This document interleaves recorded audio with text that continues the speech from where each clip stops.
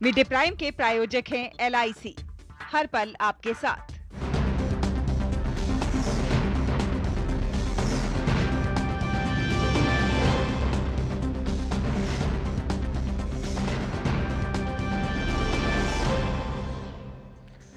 नमस्कार, स्वागत है आप सभी का DD न्यूज पर। आप देख रहे हैं मिड डे प्राइम। मैं हूं ऋतु वर्मा। अगले 1 घंटे में हम बात करेंगे देश भर की बड़ी खबरों की। बताएंगे कि दुनिया भर में कौन कौन सी खबरों पर है सबकी नजर, क्या चल रहा है अर्थ और खेल जगत में। साथ ही साथ होंगी कला और संस्कृति क्षेत्र से भी जुड़ी खबरें। सबसे पहले अभी तक की बड़ी खबरें।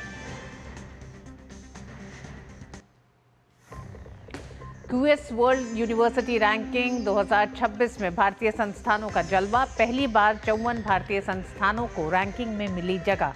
IIT दिल्ली शीर्ष 125 संस्थानों में शामिल।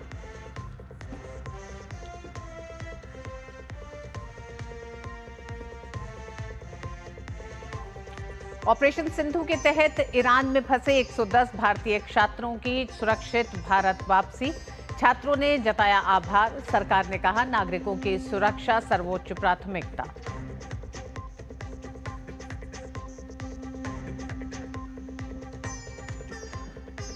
मानसून बारिश से कहीं राहत तो कहीं आफत। झारखंड के रांची, बोकारो, हजारीबाग, कोडरमा समेत कई जिलों में स्कूल बंद। गुजरात में भारी बारिश की चेतावनी के साथ 11 बांध हाई अलर्ट पर।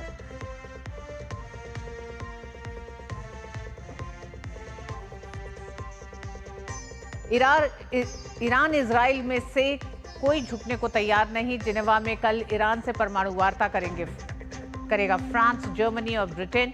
UNSC ने भी बुलाई आपात बैठक।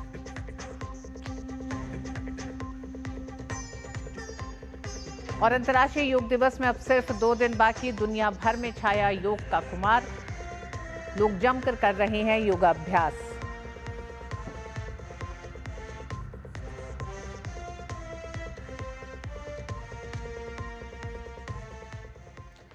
प्रधानमंत्री नरेंद्र मोदी 3 देशों की अपनी सफल यात्रा पूरी करने के बाद स्वदेश रवाना हो चुके हैं। PM मोदी ने अपनी विदेश यात्रा के अंतिम चरण में क्रोएशिया का दौरा किया, जहां उन्होंने दोनों ही देशों के प्रधानमंत्रियों की मौजूदगी में भारत और क्रोएशिया के बीच कृषि विज्ञान, प्रौद्योगिकी और सांस्कृतिक आदान प्रदान जैसे 4 दस्तावेजों पर हस्ताक्षर हुए। प्रधानमंत्री अपनी इस ऐतिहासिक यात्रा के दौरान गर्मजोशी से किए गए स्वागत के लिए क्रोएशिया की जनता और सरकार के प्रति आभार जताया है। उन्होंने अपने सोशल मीडिया प्लेटफॉर्म X पर कहा कि क्रोएशिया की जनता और सरकार के प्रति आभार, जिन्होंने इस यात्रा के दौरान गर्मजोशी से स्वागत किया। ये वास्तव में एक ऐतिहासिक यात्रा रही। ये यात्रा हमारी मित्रता और व्यापक सहयोग की साझा यात्रा में एक नया अध्याय शुरू करती है।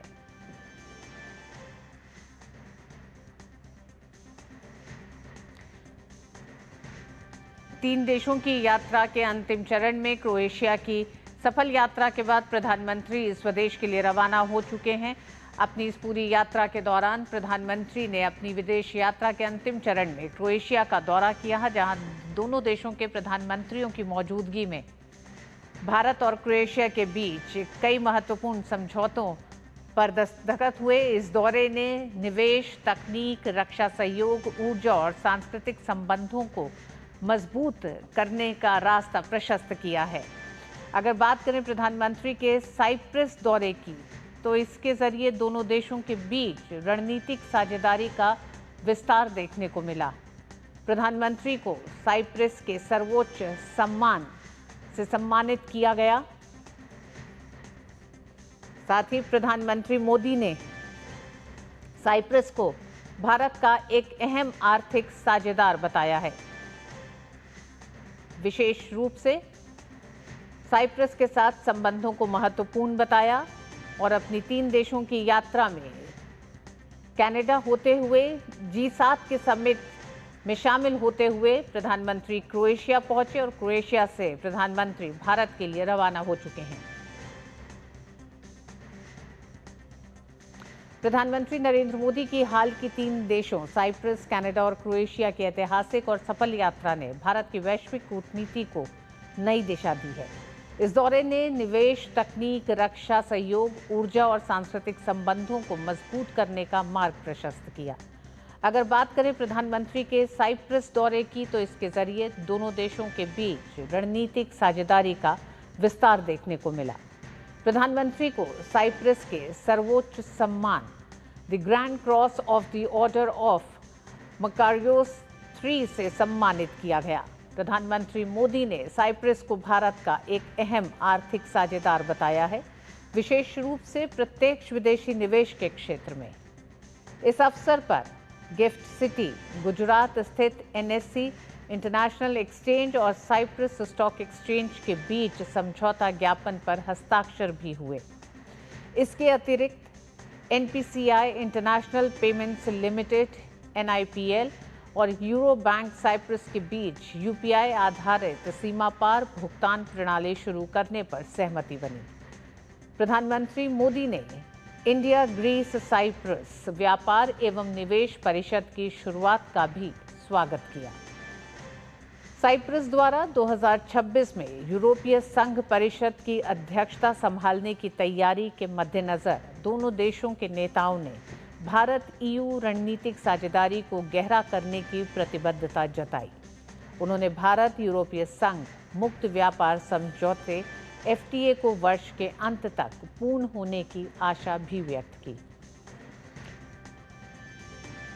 वहीं पीएम मोदी कनाडा के प्रधानमंत्री मार्क कार्नी के निमंत्रण पर G7 शिखर सम्मेलन में शामिल हुए। कनाडा के कनास्किस में आयोजित G7 आउटरीच सत्र को संबोधित करते हुए पीएम मोदी ने आतंकवाद के खिलाफ भारत की सख्त नीति को दोहराया और इस वैश्विक खतरे के खिलाफ एकजुट होकर निर्णायक कार्रवाई की मांग की। इसके अलावा उन्होंने ग्लोबल साउथ की प्राथमिकताओं को भी विश्व मंच तक पहुंचाया।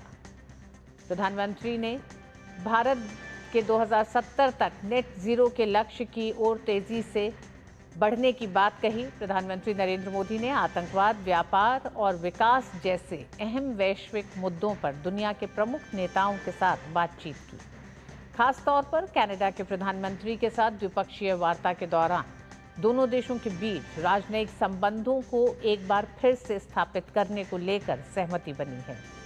साथ ही व्यापारिक संबंध भी पुनर्स्थापित होंगे। इसके अलावा जर्मनी के चांसलर फ्रेडरिक मर्च से मुलाकात के दौरान आतंकवाद के खिलाफ जर्मनी की मजबूत एकजुटता और समर्थन के प्रधानमंत्री ने धन्यवाद दिया।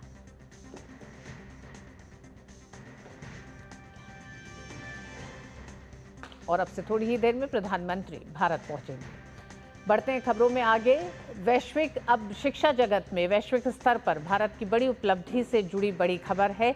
QS वर्ल्ड यूनिवर्सिटी रैंकिंग 2026 में भारत ने नया मुकाम हासिल किया है। इस बार 54 भारतीय संस्थानों को वैश्विक सूची में स्थान मिला है, जो अब तक की सबसे बड़ी उपलब्धि है। भारतीय संस्थानों का अब तक का सर्वश्रेष्ठ प्रदर्शन, पहली बार 54 भारतीय संस्थानों को रैंकिंग में शामिल किया गया है।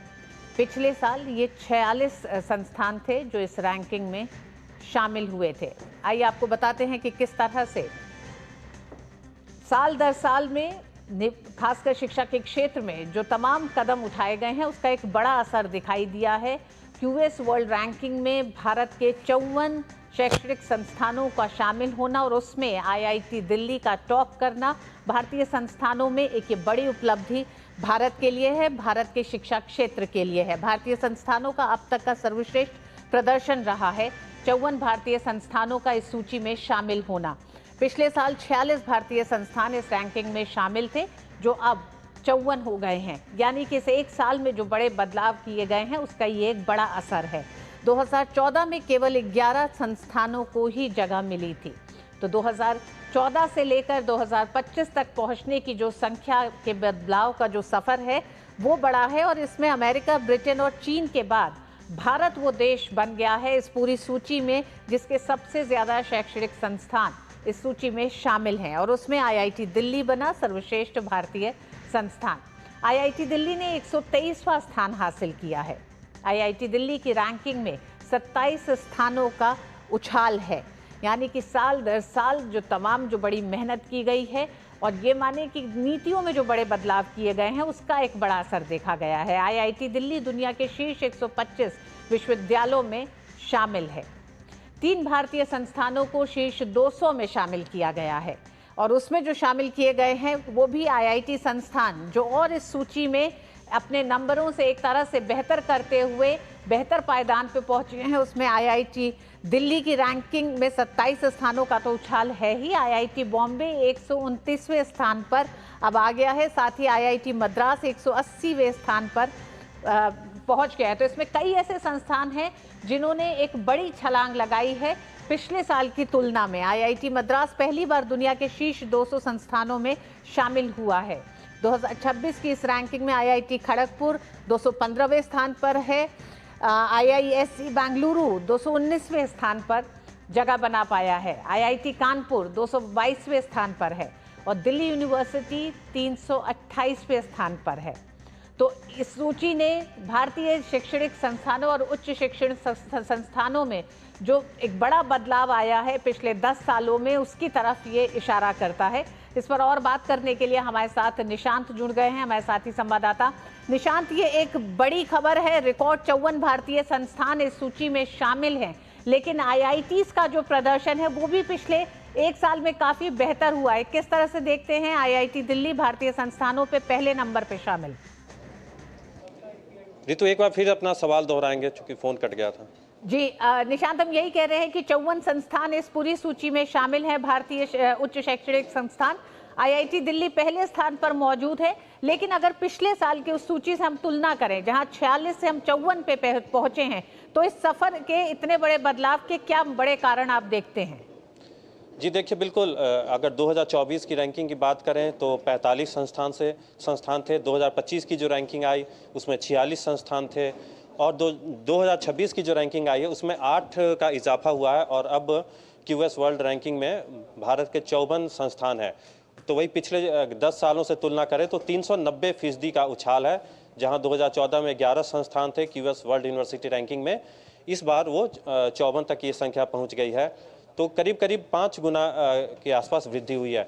तो निश्चित तौर पर अगर हम इसके वजहों की बात करें तो जाहिर तौर पर 2020 में राष्ट्रीय शिक्षा नीति आने के बाद पूरे देश में जो एजुकेशनल लैंडस्केप में जो बदलाव आया है, चाहे वो प्राइमरी एजुकेशन की बात करें या हायर एजुकेशन की बात करें, उसका असर काफ़ी हद तक हमारे जो हायर एजुकेशनल इंस्टीट्यूशंस हैं उसकी गुणवत्ता पर पड़ा है। क्योंकि जो राष्ट्रीय शिक्षा नीति में रिसर्च, इनोवेशन और हायर एजुकेशन के इंटरनेशनलाइजेशन यानी अंतर्राष्ट्रीयकरण पर जोर दिया गया है। एक हमारे देश के तमाम जो आईआईटी जैसे संस्थान हैं, यूनिवर्सिटीज़ हैं, टॉप यूनिवर्सिटीज़ हैं, वहाँ पर तमाम शोध कार्यों को बढ़ावा दिया जा रहा है और छात्र जो हैं शोध कार्यों में लगे हैं और उसके साथ साथ इनोवेशन यानी नवाचार पर भी जोर दिया गया है। और आपको मालूम है कि जो ग्लोबल इनोवेशन रैंकिंग है, नवाचार सूचकांक, उसमें भी भारत की रैंकिंग 40 के भीतर 39वें नंबर पर है। तो जिस तरह से एक देश में इनोवेशन का कल्चर विकसित हुआ है और अंतर्राष्ट्रीयकरण की बात करें तो भारत में दुनिया के जो टॉप 500 यूनिवर्सिटीज़ हैं वो अब भारत में अपने कैंपस खोल रहे हैं।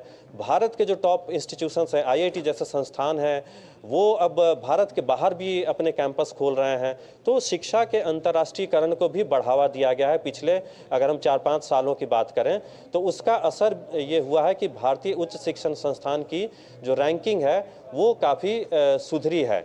और आईआईटी दिल्ली की बात करें तो आईआईटी दिल्ली पहली बार शीर्ष 125 में शामिल हुआ है। और ये जो रैंकिंग होती है उसके कई अलग अलग पैरामीटर्स होते हैं जिसके आधार पर रैंकिंग की जाती है। तो आईआईटी दिल्ली की जो रैंकिंग है वो कई पैरामीटर्स पर बेहतर हुई है। अगर एम्प्लॉयर्स के परसेप्शन की बात करें तो जो वैश्विक एम्प्लॉयर्स हैं वो संस्थान के बारे में क्या सोचते हैं और संस्थान के जो छात्र हैं वो कितने जॉब रेडी हैं, जो ग्रेजुएट निकल रहे हैं वो कितने जॉब रेडी हैं, तो उसमें आईआईटी दिल्ली को दुनिया के शीर्ष संस्थानों में 50वां स्थान हासिल हुआ है, यानी टॉप 50 में आया है। उसके अलावा जो साइटेशंस पर फैकल्टी की जो बात होती है, एक ये भी पैरामीटर हैं कि आपके जो फैकल्टी हैं वो कितने शोध कार्यों में लगे हैं। तो उसमें भी आईआईटी दिल्ली 86वें नंबर पर है। ये दिखाता है कि इन संस्थानों में जो साइंटिफिक रिसर्च की क्वालिटी और क्वांटिटी कितनी बेहतर हुई है पिछले कुछ सालों में। उसके अलावा जो एकेडमिक परसेप्शन होता है कि आपके जो उच्च शिक्षण संस्थान है उनका एकेडमिक एक्सेलेंस कैसा है, शिक्षा की क्वालिटी कैसी है, उसमें भी आईआईटी दिल्ली की रैंकिंग में सुधार हुआ है। तो ये जो तमाम पैरामीटर्स हैं उनमें भारतीय शिक्षण संस्थानों की रैंकिंग काफ़ी सुधरी है और यही वजह है कि बड़ी तादाद में भारतीय संस्थान रैंकिंग में काफ़ी आगे आ रहे हैं। हालांकि एक दो पैरामीटर्स हैं जिस पे और अभी सुधार की गुंजाइश है, तभी हमारे संस्थान जो हैं वो टॉप 100 में आ पाएंगे। निशांत, वो क्या पैरामीटर्स हैं जिनका आप जिक्र कर रहे हैं? जी, उसमें मैं मुख्यतः दो पैरामीटर्स की बात करूंगा कि भारत के संस्थानों में विदेशी छात्रों की उपस्थिति।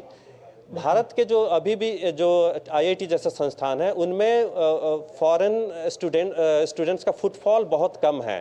तो ये भी एक पैरामीटर्स होता है जिसके आधार पर आपकी रैंकिंग डिसाइड होती है, तो उसको थोड़ा सुधार करने की ज़रूरत है। और उसके अलावा फैकल्टी स्टूडेंट रेशियो वो एक फैक्टर है जिसमें हमारे संस्थान वो अभी टॉप 500 में नहीं आ पा रहे हैं शिक्षक छात्र अनुपात में। तो थोड़ा उस दिशा में भी कोशिश करनी होगी। अगर इन दो पैरामीटर्स पर काम किया गया तो आने वाले समय में हमारे इंस्टीट्यूशंस जो हैं वो टॉप शीर्ष 100 में भी स्थान बनाने में सफल हो पाएंगे। जी निशांत, ये तो आईआईटीज़ की बात हुई, लेकिन अगर हम देखें 328वें स्थान पर दिल्ली यूनिवर्सिटी है। ये भी संकेत बेहतर है पिछली रैंकिंग से, लेकिन इशारा करते हैं कि अभी बहुत कुछ किया जाना बाकी है। अगर हम यूनिवर्सिटीज़ की बात करें, अगर डीयू 328वें स्थान पर है तो अभी इस दिशा में काफ़ी कुछ करने की ज़रूरत है। जी बिल्कुल, अभी हमारे संस्थान धीरे धीरे शीर्ष 500 में जगह बना रहे हैं। जैसे दिल्ली यूनिवर्सिटी की बात आपने कही, अन्ना यूनिवर्सिटी वो भी 500 के अंडर में ही है। उसके अलावा जो भारतीय विज्ञान संस्थान बेंगलुरु है वो पहले शीर्ष 200 में शामिल हुआ था, लेकिन इस बार उसकी रैंकिंग 200 से फिसल गई, 215वें नंबर पर है। आईआईटी मद्रास की रैंकिंग का 47 स्थानों का सुधार हुआ आईआईटी मद्रास की रैंकिंग में, और पहली बार आईआईटी मद्रास 200 में शामिल हुआ, 180वें नंबर पर है। आईआईटी खड़गपुर, आईआईटी कानपुर जैसे तमाम संस्थान रैंकिंग में आ रहे हैं। तो आईआईटी के अलावा जो दिल्ली यूनिवर्सिटी की बात आपने कही, चाहे अन्य यूनिवर्सिटी है, इन सब संस्थानों की रैंकिंग में अब सुधार देखने को मिला है और काफ़ी अच्छी खासी 40-50 स्थानों का जंप ये संस्थान कर रहे हैं और अपनी रैंकिंग में लगातार सुधार कर रहे हैं। उसकी वजह यह है कि इन संस्थानों में भी रिसर्च को बढ़ावा दिया जा रहा है, क्योंकि सरकार ने जो PMNR प्रधानमंत्री नेशनल रिसर्च फाउंडेशन की भी स्थापना की गई है, इसके तहत जो देश के तमाम यूनिवर्सिटीज़ में शोध कार्यों को बढ़ावा दिया जा रहा है। तो अब अगर दिल्ली यूनिवर्सिटी जैसे संस्थान रैंकिंग में आगे आ रहे हैं तो आने वाले समय में और भी जो इंडिया के टॉप यूनिवर्सिटीज़ हैं वो भी ये उम्मीद की जा सकती है कि आने वाले समय में रिसर्च, इनोवेशन और शिक्षा का थोड़ा अंतर्राष्ट्रीयकरण करके अपने यहाँ थोड़ा अधिक संख्या में विदेशी छात्रों को दाखिला देकर और फैकल्टी स्टूडेंट रेशियो को में थोड़ा सुधार लाकर रैंकिंग में और आगे आ सकते हैं। जी निशांत, क्या क्यूएस रैंकिंग में इन बातों का भी महत्व होता है या फिर मानकों में ये तय किया जाता है? जैसे अनुसंधान प्रकाशकों में भी भारत का योगदान, भारतीय शैक्षणिक संस्थानों का योगदान बढ़ा है पिछले कुछ सालों में। यानी 2017 में जो 3.5% था वो 24 में 5.2 हुआ है और आईआईटीज़ के करीब 16 संस्थानों के माध्यम से कुल प्रकाशकों में 24% योगदान आईआईटीज़ का है। तो जो रिसर्च पेपर्स इंटरनेशनली जो होते हैं उनमें बड़ा योगदान भारतीय उच्च शिक्षा संस्थानों का, आईआईटीज़ का बढ़ा है। जी बिल्कुल, जो अभी हाल के वर्षों में देखें तो हमारे यहाँ देश में जो पेटेंट फाइलिंग उसमें काफ़ी सुधार देखने को मिला है और पहले के मुकाबले काफ़ी अधिक संख्या में पेटेंट अब फाइल किए जा रहे हैं। उसके अलावा जो फैकल्टी हैं हमारे यहाँ वो काफ़ी रिसर्च पेपर भी अपने पब्लिश करवा रहे हैं इंटरनेशनल जर्नल्स में, तो उसका असर निश्चित तौर पर पड़ता है। और जैसा कि मैंने बताया कि ये जो क्यूएस वर्ल्ड यूनिवर्सिटी रैंकिंग है उसमें एक साइटेशन, एक ये भी पैरामीटर है साइटेशन पर फैकल्टी। तो हर फैकल्टी कितना सालाना साइटेशन पब्लिश करवाता है उस पर भी रैंकिंग डिपेंड करता है। तो आईआईटी दिल्ली की जैसे मैंने बात की कि इस पैरामीटर पर आईआईटी दिल्ली दुनिया के संस्थानों में 86वें नंबर पर है जी। उसके अलावा IIT बॉम्बे और IIT मद्रास के भी रैंकिंग इस पैरामीटर पे काफ़ी सुधरी है। तो निश्चित तौर पर आपके शिक्षण संस्थानों में कितना शोध कार्यों को बढ़ावा दिया जा रहा है, ये एक बहुत बड़ा फैक्टर है जिस पर कि QS world university ranking depend करती है। तो ये एक काफ़ी महत्वपूर्ण एक फैक्टर इस बार देखने को मिला है। जी, बहुत बहुत धन्यवाद निशांत। क्यूएस वर्ल्ड रैंकिंग में, यूनिवर्सिटी रैंकिंग में भारत का प्रदर्शन बेहतर और शानदार हुआ है, उस पर विस्तार से बात करने के लिए धन्यवाद। केंद्रीय गृह एवं सहकारिता मंत्री अमित शाह ने दिल्ली में मैं बंधु स्वयं खुद सागर हूं पुस्तक का विमोचन किया। ये पुस्तक भारतीय प्रशासनिक सेवा के अधिकारी आशुतोष अग्निहोत्री ने लिखी है। इस अवसर पर बोलते हुए केंद्रीय गृह मंत्री अमित शाह ने कहा कि इस पुस्तक में भारतीय समाज की दशा और दिशा को दिखाने का काम किया गया है और इसमें महत्वपूर्ण संवेदनाएं हैं। एक एक पृष्ठ बूंद बूंद कर कर पूरे भारतीय समाज की दशा और दिशा और इतिहास तीनों को वाचा देने का काम आशुतोष अग्निहोत्री जी ने किया है। उन्होंने प्रकृति, परिवार, प्रेरणा, दर्शन, देश, धर्म, हर विषय को इतनी सुंदरता के साथ छुआ है और हमारे कई पौराणिक ग्रंथों को, महाकाव्यों में से पात्रों का चयन भी आशुतोष जी की रुचि को और उनकी प्रकृति को बताता है। और मिड प्राइम में वक्त एक छोटे से ब्रेक का है। ब्रेक के बाद खबरें जारी रहेंगी, देखते रहिए टीटी न्यूज़।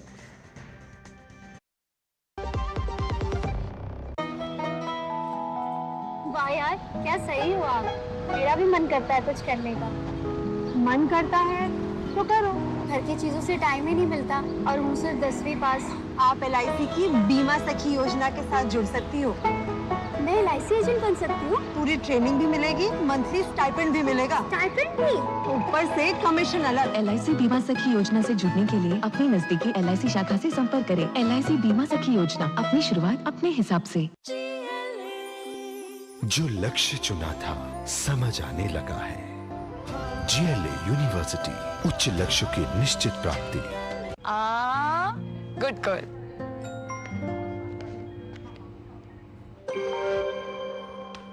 आगे सैलरी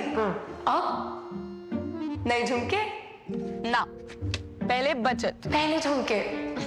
सुनो, हर महीने थोड़ा बचाओ और थोड़ा निवेश करो और कुछ इमरजेंसी के लिए भी बचाओ ताकि रहो टेंशन फ्री। लेकिन झुमकों का क्या, जाती हो कि लगाओ इंजेक्शन। RBI कहता है वित्तीय समझदारी समृद्ध नारी।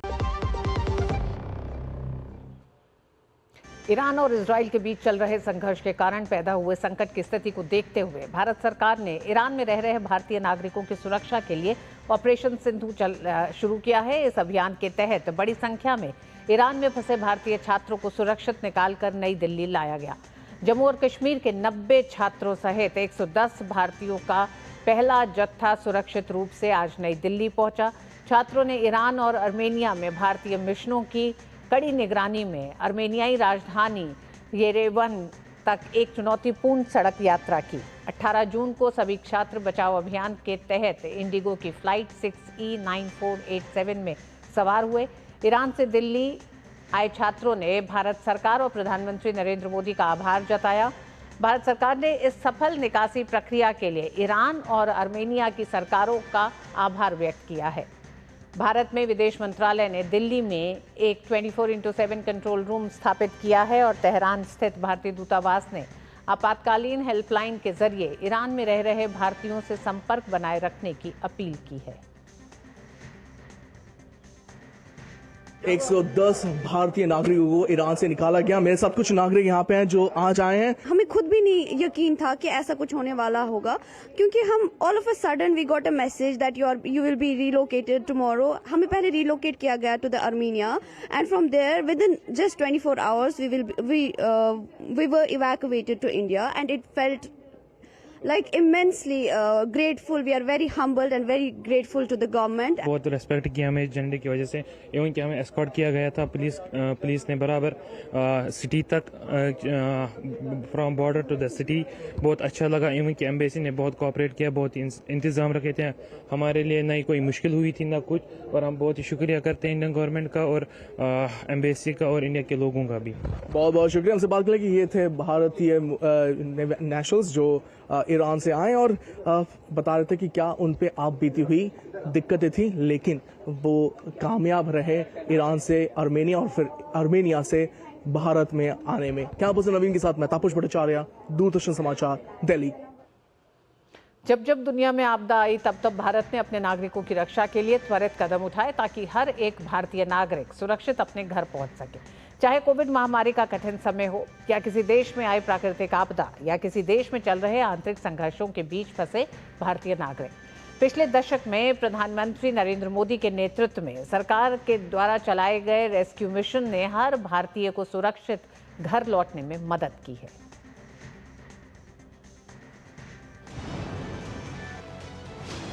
एक ऐसा दौर जब दुनिया जंग, महामारी और प्राकृतिक आपदाओं से हिली हुई थी, तब एक देश डटकर खड़ा रहा अपने नागरिकों की रक्षा में।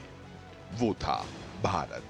चाहे इराक में गृह युद्ध हो, नेपाल में विनाशकारी भूकंप या यमन में जानलेवा संघर्ष, मोदी सरकार ने हर बार तेज निर्णायक रेस्क्यू मिशन चलाए ताकि हर भारतीय सुरक्षित घर लौट सके।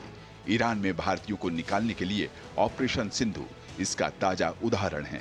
ऑपरेशन मैत्री के तहत संकट मोचन से देवी शक्ति तक, चाहे सूडान की जंग हो या अफगानिस्तान पर तालिबान का कब्जा, ना कोई जमीन दुर्गम रही और ना ही कोई संकट बड़ा रहा। कोविड महामारी के दौरान ऑपरेशन वंदे भारत और समुद्र सेतु ने लाखों को घर पहुंचाया।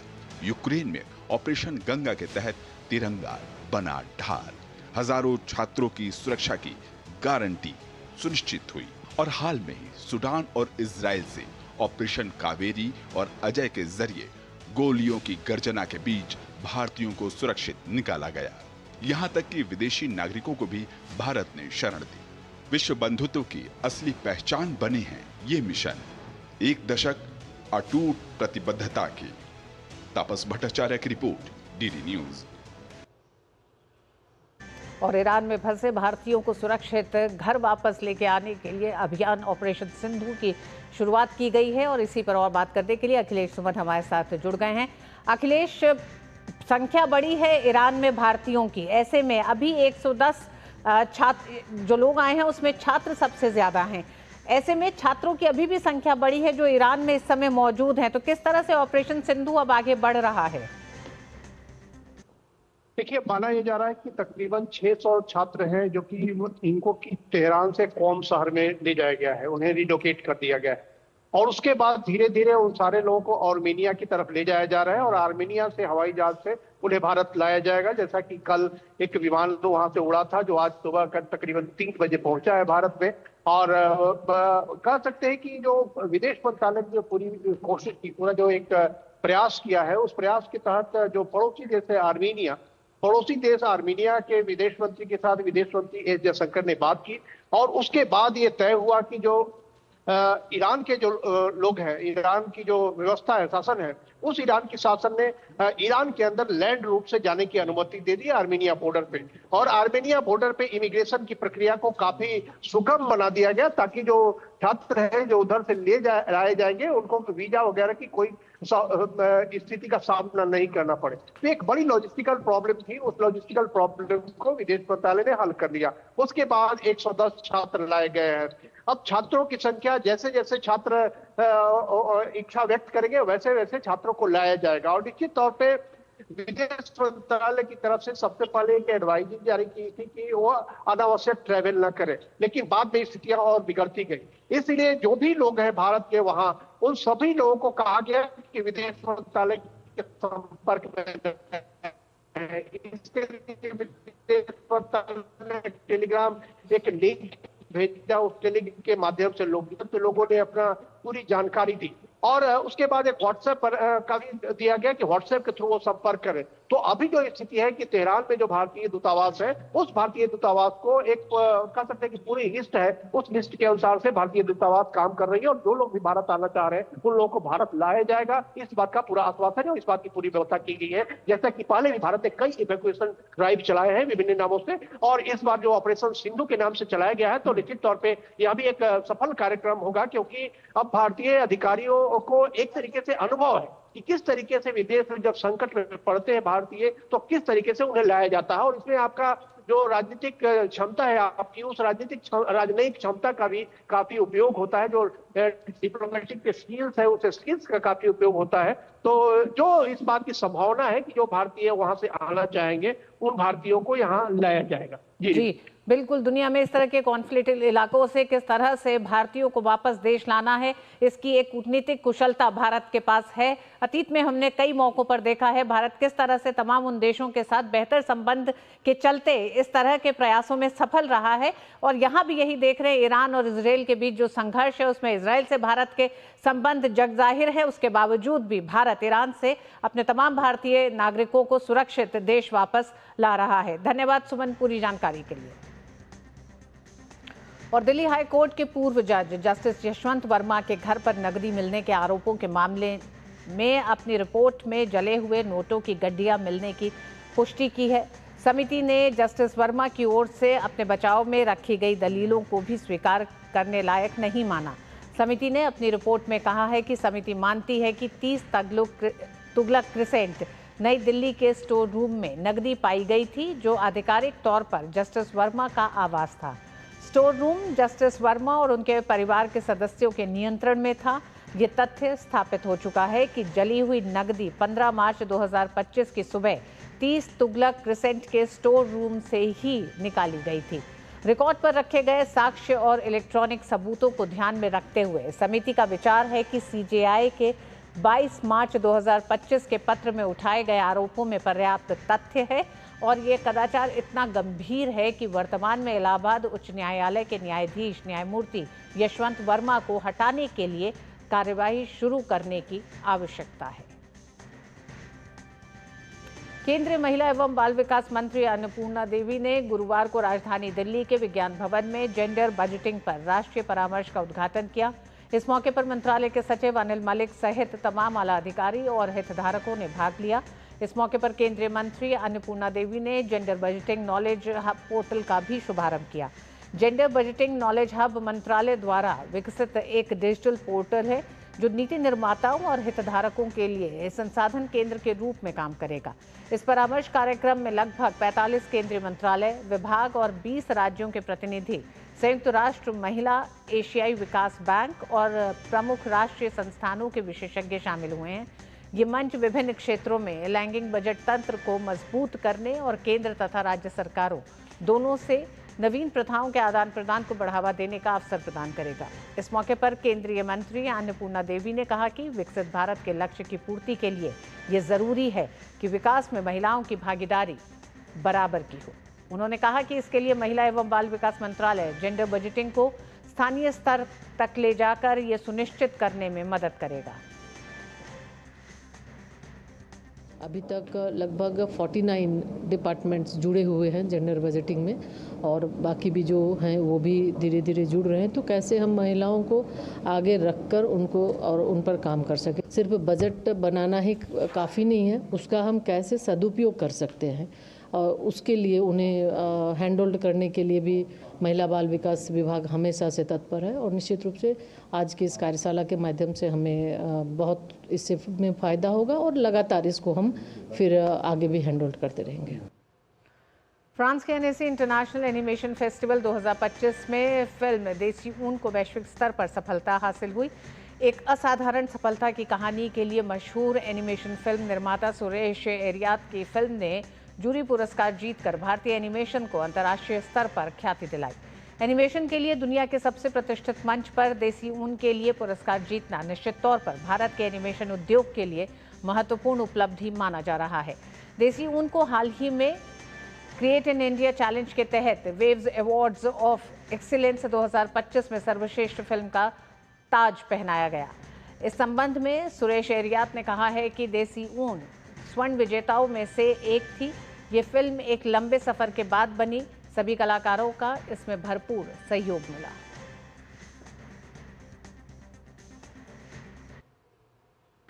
Desi Un is a film that won at Waves. It was one of the gold winners, and I think it really inspires the whole movement of Create in India challenge.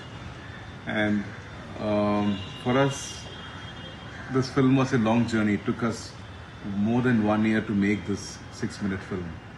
It has really amazing contributions from artists and like Swanand Kirkire, Rajat Dholakia, Rasool Pukuti, who won the Oscar. So we had a great team working together. और देश के अलग अलग हिस्सों में monsoon की बारिश के क्या असर है, ये बताते हैं। गुजरात में पिछले 24 घंटों में 160 तालुकाओं में बारिश हुई है, जिसमें से सौराष्ट्र और दक्षिण गुजरात में सबसे ज्यादा बारिश हुई है। सबसे ज्यादा 9.8 इंच बारिश डांग के आहवा में दर्ज की गई है। 8 तालुकाओं में सबसे ज्यादा बारिश हुई है। मौसम विभाग ने अगले 5 दिन तक राज्य में मध्यम से भारी बारिश की संभावना जताई है। राज्य में सामान्य बारिश के कारण कुल 206 जलाशयों में पानी की आवक दर्ज की गई है, जबकि राज्य के 11 बांधों को हाई अलर्ट पर रखा गया है। आज मौसम विभाग ने भरूच, सूरत, डांग, तापी, वलसाड़, नवसारी, दमन, दादरा और नागर हवेली, पोरबंदर, जूनागढ़, गिर, सोमनाथ, अमरेली, भावनगर में भारी बारिश का ऑरेंज अलर्ट जारी किया है। साथ ही अहमदाबाद, गांधीनगर समेत मध्य, उत्तरी और सौराष्ट्र में भारी बारिश का येलो अलर्ट जारी किया गया है। उधर झारखंड में मानसून की धमाकेदार एंट्री हुई है और पिछले 3 दिनों से राज्य बारिश से सराबोर है। रांची समेत कई जिलों में मूसलाधार बारिश अभी भी जारी है। आज मूसलाधार बारिश को देखते हुए रांची, बोकारो, हजारीबाग, कोडरमा समेत कई जिलों में स्कूल भी बंद हैं। मौसम विज्ञान केंद्र ने बारिश को लेकर रेड अलर्ट जारी किया है और लोगों से एहतियात बरतने की अपील की है। निचले इलाकों से भी लोगों को हटाने का निर्देश दिया गया है। राज्य की नदियां और नाले उफान पर हैं और सड़क पर जलजमाव से जनजीवन पूरी तरह प्रभावित है। कई नदियों पर बने पुल के भी बहने की खबर आ रही है। और गुजरात और झारखंड में इस समय क्या हालात हैं, उस पर बात करने के लिए गुजरात के गांधीनगर से दुर्गेश मेहता हमारे साथ जुड़ रहे हैं और रांची से दिवाकर कुमार जुड़ रहे हैं। आप दोनों का स्वागत है। सबसे पहले दुर्गेश, आप ही के पास रुख करेंगे। मौजूदा समय में क्या क्या अलर्ट जारी हैं, क्योंकि हम देख रहे हैं ऑरेंज और येलो अलर्ट जारी है अलग अलग हिस्सों में, तो किस तरह से मौसम विभाग अब चेतावनी जारी कर दी गई है, क्या तैयारियां की जा रही हैं?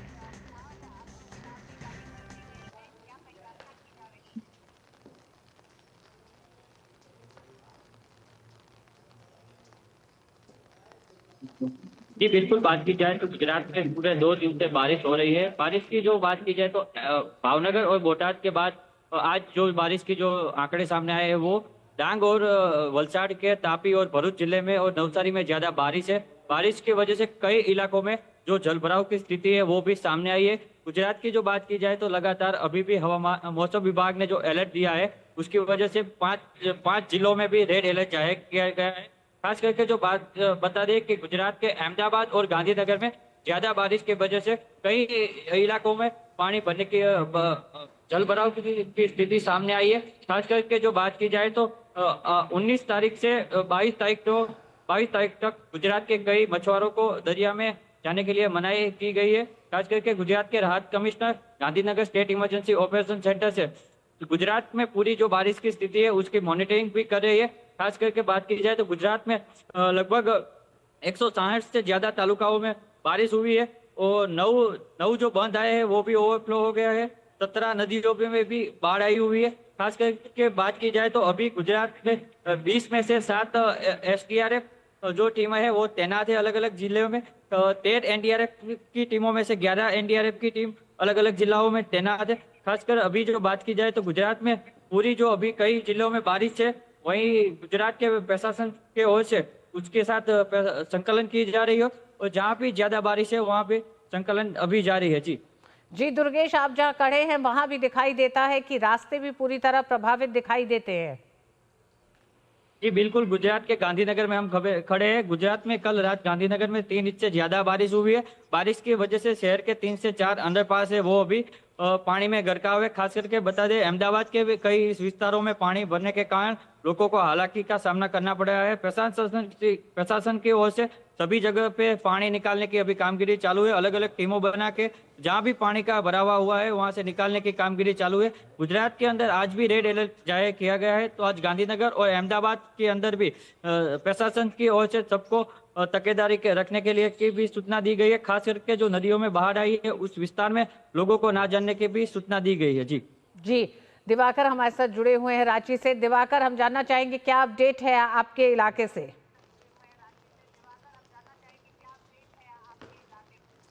देखिए, निश्चित तौर पर झारखंड में भी पिछले 3 दिनों से रुक रुक कर बारिश हो रही है और कई जगहों पर लगातार मूसलाधार बारिश, क्योंकि ये मानसून की बारिश है और उसके बाद निम्न दबाव का भी जो क्षेत्र बना हुआ है उसकी वजह से झारखंड में ये लगातार बारिश हो रही है। और ये बारिश लगभग झारखंड के जो 24 जिले हैं सभी जगह यह कमोवेश देखने को मिल रही है। खास बात यह है कि इस बारिश से हालांकि कुछ जगहों पर लोगों को राहत मिली है, किसानों के चेहरे खिले हैं, लेकिन ज्यादातर जगहों पर यह आफत की बारिश साबित हुई है। झारखंड की राजधानी रांची के जो निचले इलाके हैं, कुछ ऐसे इलाके हैं जहां जल की स्थिति काफी भयानक हो गई है। कई जगहों पर बिजली आपूर्ति को रोकी गई है। तो इस जगह से हम कह सकते हैं कि परेशानी हुई है। तमाम जो इलाके हैं लोग एक तरीके से घरों में कैद हो गए और लगातार ये बारिश जो है वो जारी है और कई जगहों पर वज्रपात की वजह से आधा दर्जन से ज्यादा लोगों की मौत हो गई है। तो हम कह सकते हैं कि ये आफत की जो बारिश है इसकी वजह से जनजीवन प्रभावित हुआ है, लोग मुश्किल में है। हालांकि प्रशासन की ओर से एहतियात के तौर पर निचली इलाकों को खाली कराया जा रहा है और साथ ही साथ लोगों से यह अपील की जा रही है कि वो बेवजह घरों से बाहर ना निकले। यहां तक कि किसानों के लिए भी अपील किया गया, क्योंकि झारखंड में आज रेड अलर्ट जारी किया गया और वज्रपात की घटनाओं को लेकर भी जो है एक आशंका जाहिर की गई है। तो ऐसे में लोगों से अपील की गई है कि वो घरों से बाहर ना निकले। तो इस तरह के तमाम तरह के एहतियाती उपाय किए गए और इससे पहले ही कल जो आज के लिए रेड अलर्ट जारी किया गया था, इसको लेकर झारखंड के कम से कम 10 जिलों में आज स्कूल बंद कर दिए गए हैं एहतियात के तौर पर। और अगर यही सिलसिला जारी रहा तो कल भी स्कूल यहां पर बंद रहेंगे, ऐसी संभावना व्यक्त की जा रही है। तो हम कह सकते हैं कि मानसून की जो बारिश है उसका साफ तौर पर असर दिख रहा है। कई जगहों पर नदियां जो खतरे का जो निशान है उसके आसपास पिछले 3 दिनों की बारिश की वजह से ही पहुंच गई है। कई जगहों पर जो सड़कें हैं, पुलियां हैं, नाले हैं, वो उफान पर है और वहां पर पानी का जो लेवल है वो काफी ऊंचा चला गया है और इस वजह से भी जो आवागमन है वो पूरी तरह से प्रभावित हुआ है। जी रितु। जी दिवाकर, बस अंत में आपसे जानना चाहेंगे, वज्रपात की आपने बात की, मौसम विभाग ने कई ऐसे प्रयास किए हैं टेक्नोलॉजी की मदद से कि उसकी सूचना जल्दी पहुंचाई जा सके। तो ऐसी स्थिति में जहां हम देखते हैं कि सूचना तंत्र पे भी एक बड़ा असर पड़ता है जब इस तरह से मानसून की आफत आती है, ऐसे में उन इलाकों में किस तरह से सूचनाएं पहुंचाई जा रही हैं? देखिए, निश्चित तौर पर चूंकि मानसून की ये बारिश शुरू हुई है और लोगों तक लगातार प्रशासन की ओर से ये प्रयास किया गया है और उन इलाकों में जो ज्यादा सेंसिटिव जोन है, जिन जगहों पर ज्यादा पिछले साल के रिकॉर्ड्स रहे हैं कि यहाँ पर वज्रपात की ज्यादा घटनाएं होती है, तो वहाँ जिला प्रशासन की ओर से लगातार माइक के जरिए भी अनाउंसमेंट किया जा रहा है कि अगले 3 दिनों तक जो बारिश का सिलसिला है वो झारखंड में रुकेगा नहीं और वज्रपात की भी संभावनाएं व्यक्त की गई है। तो ऐसे में लोगों से अपील की जा रही है कि वो बेवजह घरों से बाहर ना निकले, क्योंकि इस तरह की जो घटनाएं हैं वो ज्यादातर खुली जगहों पर होती है, जो खेत के इलाके हैं, नदियों के इलाके हैं, इन जगहों पर होती है। तो लोगों से अपील की जा रही है कि आप बेवजह घरों से बाहर ना निकले और इस तरह की जो घटनाएं हैं उसकी पुनरावृत्ति ना हो, इसके लोगों को लगातार अलर्ट भी किया जाता है और लगातार जागरूक भी किया जा रहा है। जी रितु, बहुत बहुत धन्यवाद दिवाकर, आपका भी, दुर्गेश आपका भी, पूरी जानकारी के लिए। और क्यूएस वर्ल्ड यूनिवर्सिटी रैंकिंग 2026 में भारतीय संस्थानों ने अब तक सर्वश्रेष्ठ प्रदर्शन किया है और पहली बार 54 भारतीय संस्थानों को रैंकिंग में जगह मिली है। इसको लेकर प्रधानमंत्री ने प्रसन्नता जताई है। उन्होंने सोशल मीडिया प्लेटफॉर्म एक्स पर लिखा कि क्यूएस वर्ल्ड यूनिवर्सिटी रैंकिंग 2026 हमारे शिक्षा क्षेत्र के लिए बहुत अच्छी खबर लेकर आई है। हमारी सरकार भारत के युवाओं के फायदे के लिए अनुसंधान और नवाचार पारिस्थितिकी तंत्र को आगे बढ़ाने के लिए प्रतिबद्ध है। और मिड डे प्राइम में वक्त एक छोटे से ब्रेक का।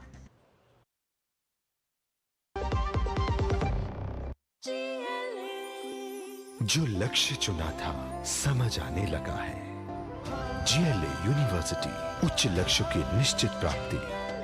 डॉक्टर दादू, ये प्रीमियम क्या होता है? बेटा प्रीमियम मतलब समझ लो पेट्रोल। जब तक कार में पेट्रोल है तब तक कार चलेगी, पेट्रोल खत्म कार स्टॉप। पर पापा इस बार पेट्रोल खत्म होने पर भी कार चलती रहेगी। वो कैसे? LIC के जीवन लाभ में प्रीमियम पेमेंट हो जाए स्टॉप, पर पॉलिसी के फायदे चलते रहते हैं। मतलब अब लाइफ की गाड़ी चलेगी नॉन स्टॉप। LIC हर पल आपके साथ। और योग महाकुंभ के दूसरे दिन आज नई दिल्ली में लोगों ने योगाभ्यास किया। आयुष मंत्रालय द्वारा 3 दिवसीय योग महाकुंभ योग स्वास्थ्य और समग्र जीवन शैली पर आधारित है। 21 जून को होने वाले अंतर्राष्ट्रीय योग दिवस से पहले इस कार्यक्रम का आयोजन किया जा रहा है। ये कार्यक्रम योग स्वास्थ्य और समग्र जीवन को समर्पित है, जो लोगों को शारीरिक और मानसिक कल्याण के लिए प्रेरित कर रहा है। इसका उद्देश्य योग की भावना को बढ़ावा देना और आंतरिक स्वास्थ्य के साथ पर्यावरणीय सामंजस्य को जोड़ना है। और जम्मू कश्मीर के अखनूर में भारतीय सेना ने 21 जून को होने वाले अंतर्राष्ट्रीय योग दिवस से पहले योग सत्र का आयोजन किया, जिसमें भारतीय सेनाओं ने लोगों को विभिन्न योगासनों का अभ्यास करवाया। बता दें कि इस साल अंतर्राष्ट्रीय योग दिवस की थीम है yoga for one earth one health, जो कि दुनिया को एकता और स्वास्थ्य का संदेश देती है। उत्तराखंड के मुख्यमंत्री पुष्कर सिंह धामी ने 21 जून को अंतर्राष्ट्रीय योग दिवस से पहले आज देहरादून में योगाभ्यास किया। देहरादून में मुख्यमंत्री धामी ने मुख्यमंत्री निवास में अपने परिवार के सदस्यों और अन्य लोगों के साथ योगाभ्यास किया। उन्होंने कहा कि प्रधानमंत्री मोदी के नेतृत्व में आज योग पूरे विश्व का योग बन गया है और साथ ही कहा कि स्वस्थ जीवन शैली के लिए योग बहुत बड़ा आधार है। 21 जून को 11वां अंतर्राष्ट्रीय योग दिवस मनाया जाएगा। उत्तर प्रदेश सरकार में आयुष मंत्री दयाशंकर मिश्र दयालु ने योग दिवस की तैयारियों पर इस पर डीडी न्यूज संवाददाता डॉक्टर हरिकेश बहादुर सिंह गौतम से खास बातचीत की। योग दिवस की तैयारी और वो भी प्रधानमंत्री का संसदीय क्षेत्र आयुष मंत्री उत्तर प्रदेश के, कितनी जिम्मेदारी है इन पर, क्योंकि योग दिवस 21 जून को, तो किस तरह की तैयारियां हैं योग दिवस की? संपूर्ण देश ही नहीं संपूर्ण विश्व के एक पृथ्वी एक स्वास्थ्य के लिए योग करने की जो थीम इस बार भारत सरकार के द्वारा आयुष मंत्रालय के द्वारा निर्धारित की गई है, संपूर्ण विश्व को जोड़ते हुए संपूर्ण विश्व को स्वस्थ और निरोग रखने के लिए देश के यशस्वी प्रधानमंत्री जी का जो सपना था योग को सारे विश्व में स्थापित करना, उसको संपूर्ण संयुक्त राष्ट्र में मान्यता देकर भारत के सनातन विधा को, भारत की सनातन परंपरा का सम्मान किया है। सबको जन जन को जोड़ने के लिए देश में 1 लाख स्थानों का चयन किया गया है। उत्तर प्रदेश में 4075 स्थानों का चयन किया गया है। 400 से ज़्यादा योग ट्रेनरों के द्वारा लगातार पिछले महीने से उनको स्कूल कॉलेज संस्थाओं में जा के उन्होंने लोगों को ट्रेन किया है। जितने घाट हैं उन सबके किनारे, नदियों के किनारे, बाबा विश्वनाथ के मंदिर प्रांगण में, सारनाथ में, लखनऊ रेजिडेंसी में 1000 से ज़्यादा लोग योग करेंगे और राजभवन में माननीय राज्यपाल महोदय के घर में उनके निवास स्थान पर लगातार दिनों से योग चल रहा है। महिलाओं की कितनी भागीदारी इसमें दिखाई देगी, खासतौर से उत्तर प्रदेश के आयुष मंत्री आप और काशी जो प्रधानमंत्री का संसदीय क्षेत्र है उसमें? देखिए, काशी की भागीदारी सदैव बढ़ चढ़ के रहती है। सर्वाधिक विश्वविद्यालय हैं, महाविद्यालय हैं, प्राइवेट कॉलेज है, बड़ी बड़ी इंडस्ट्री, काशी में विश्वविद्यालय है, DLW जैसी इंडस्ट्री है, संगठन है, सबको योग से के प्रति जो लगाव है, ये काशी जी मतलब नरेंद्र मोदी जी की कर्मस्थली है, तो दूना उत्साह रहता है। तो ऐसे में काशी की भागीदारी बहुत रहेगी। उन्होंने कहा कि 4000 से ज़्यादा 4075 स्थान पूरे उत्तर प्रदेश में चिन्हित किए गए हैं जहां अनिवार्य रूप से होंगे। इसके अलावा गांव, मैंने कहा ना, गांव का हर गांव जुड़ जाएगा, हर घर जुड़ेगा। पिछले बार की थीम थी हर घर योग, तो कोई घर ऐसा नहीं बचा जिसमें योग करते हुए लोग न दिखेंगे। सरकार का, मोदी जी का, योगी जी का ये प्रयास है कि जन जन जुड़े और योग को अपनी जीवन शैली में शामिल करे।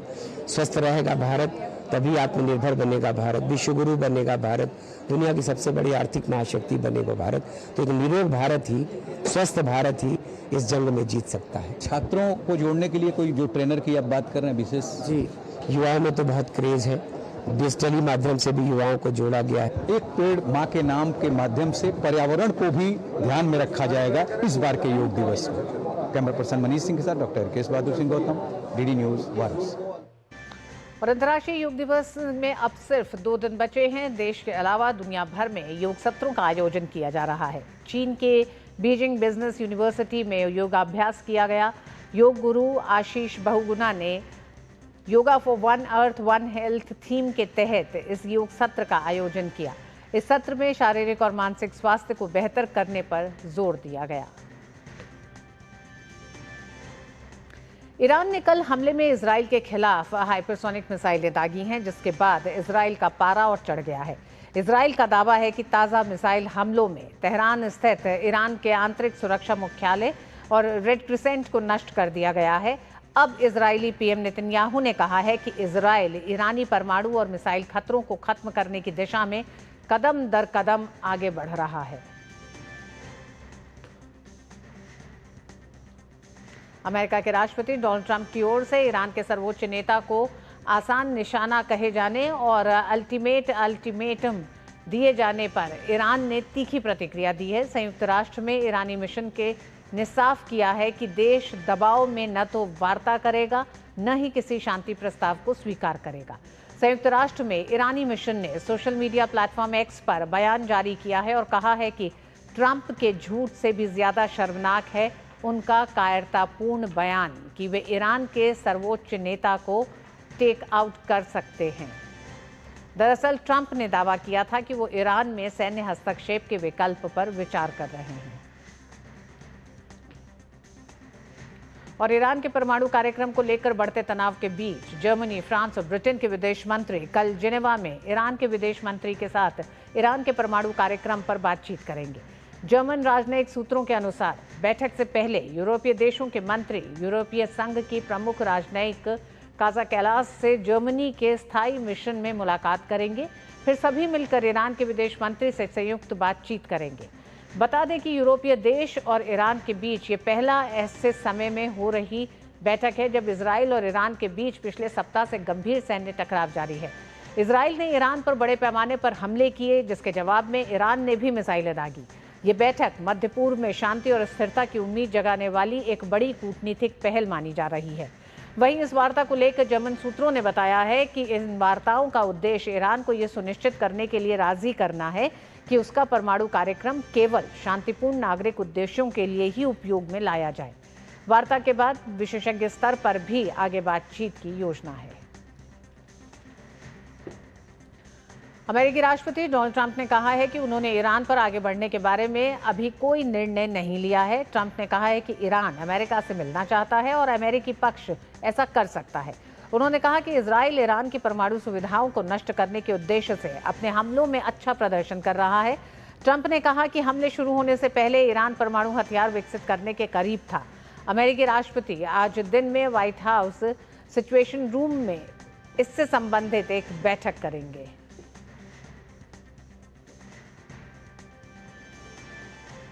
सिकल सेल रोग के बारे में लोगों को जागरूक करने के उद्देश्य से 19 जून को विश्व सिकल सेल जागरूकता दिवस मनाया जाता है और आज के दिन का उद्देश्य जेनेटिक ब्लड डिसऑर्डर के बारे में जागरूकता बढ़ाना और इससे पीड़ित लोगों के जीवन को बेहतर बनाने के लिए प्रोत्साहित करना है।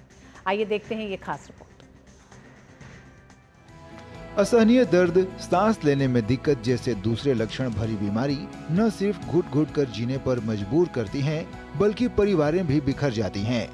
सिकल सेल रोग न केवल शारीरिक पीड़ा देता है, बल्कि मरीज और परिवार की आर्थिक और मानसिक स्थिति को भी प्रभावित करता है। यह एक जेनेटिक डिसऑर्डर है जो लाल रक्त कोशिकाओं को प्रभावित करता है। ऐसे में आरबीसी की कमी देखने को मिलती है, जिससे शरीर के अंगों को ठीक तरह से ऑक्सीजन नहीं पहुंच पाती है। समय रहते इलाज न कराने पर यह घातक भी हो सकती है। इसलिए लोगों के बीच इस अनुवांशिक बीमारी सिकल सेल एनीमिया के बारे में जागरूकता फैलाने के लिए हर साल 19 जून को विश्व सिकल सेल दिवस मनाया जाता है। दुनिया भर में लाखों लोगों को प्रभावित करने वाली यह बीमारी भारत में जनजातीय आबादी को असमान रूप से प्रभावित करती है। इस बीमारी का असर सिर्फ शरीर पर ही नहीं बल्कि परिवार की आर्थिक और मानसिक स्थिति पर भी पड़ता है। जीवन का हर एक पल असहनीय पीड़ा को सहते हुए एक जंग की तरह होता है। विश्व सिकल सेल दिवस हमें याद दिलाता है कि सिर्फ इलाज काफी नहीं बल्कि समझ और सहानुभूति भी जरूरी है। भारत में विश्व स्तर पर सबसे अधिक जनजातीय जनसंख्या घनत्व है। 2011 की जनगणना के अनुसार भारत की जनजातीय आबादी कुल जनसंख्या का 8.6% है। देश में सिकल सेल रोग की गंभीर समस्या से निपटने के लिए प्रधानमंत्री नरेंद्र मोदी ने 1 जुलाई 2023 को मध्य प्रदेश के शहडोल में राष्ट्रीय सिकल सेल एनीमिया उन्मूलन मिशन का शुभारंभ किया था।